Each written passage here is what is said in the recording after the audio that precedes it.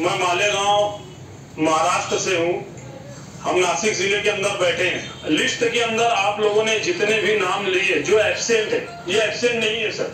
ये गरीब और दबे और कुचले हुए लोग हैं। इनके पास कोई ऐसा साधन नहीं है कि वो इस मीटिंग को ज्वाइन कर सके, या वो अपने गांव से, अपने शहर से नासिक जिले के अंदर आकर के मीटिंग को जो है ज्वाइन कर सके। उनकी तरफ से भी मैं आज बात रखने वाला हूँ। मालेगांव शहर से तकरीबन जो है ज्यादा से ज्यादा जो एतराजात ऑनलाइन दाखिल किए गए हैं। मैं बहुत सादी और सिंपल बात करूंगा। यहाँ पर मौजूद जो सब लोग हैं ये टेक्निकली बात रख रहे हैं, ये जो है डीप के अंदर जो है बात रख रहे हैं, ऑडिट की बात कर रहे हैं। मैं सिर्फ जो है हमारी सनत और अपने महाराष्ट्र स्टेट की मईशत के ताल्लुक से बात करूंगा।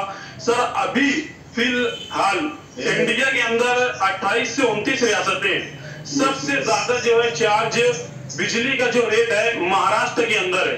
यही वजह है कि इचलकरंजी, भिवंडी और मालेगांव से पावर लूम सनत जो है मुंतकिल होकर उन रियासतों में जा रही है जहां पर बिजली के रेट कम है। जाहिर सी बात है, अगर कोई किसी बंदे की जो है कॉस्टिंग कम आएगी, उसका कपड़ा जो है सस्ता बनेगा, तो उसका माल पहले बिकेगा।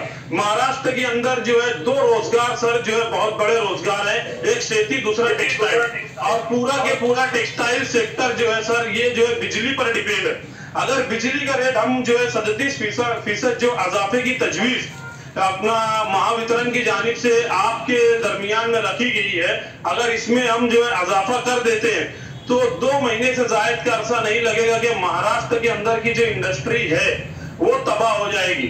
और अगर इंडस्ट्री तबाह होती है तो महाराष्ट्र हुकूमत को जो टैक्स मिलता है, जो करोड़ों रुपया डेली का मालेगांव शहर से जीएसटी की सूरत में महाराष्ट्र गवर्नमेंट को टैक्स दिया जाता है, ये टैक्स बंद हो जाएगा।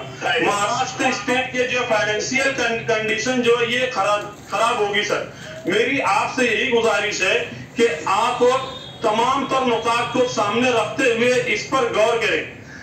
हम हुकूमत से ये गुजारिश करते हैं कि जो रेट पहले से ज्यादा है उसके अंदर जो है गिरावट लाई जाए, या जो सब्सिडी अमाउंट है पावर लूम के अंदर उसको इंक्रीज किया जाए। अभी भी जो हमारी इंडस्ट्री है, पावर लूम इंडस्ट्री, ये जो है बहुत मुश्किल से दो चार है। जहां तक जनरेशन की बात है कि कोरोना के वक्त के अंदर जनरेशन से पैदा होने वाली बिजली की खपत नहीं हुई, और ये जो लॉसेस बताए जा रहे हैं महावितरण की जानिब से, तो कोरोना पूरी दुनिया के अंदर था सर, और महाराष्ट्र की 29 रियासतों के अंदर भी कोरोना था। जो लॉसेस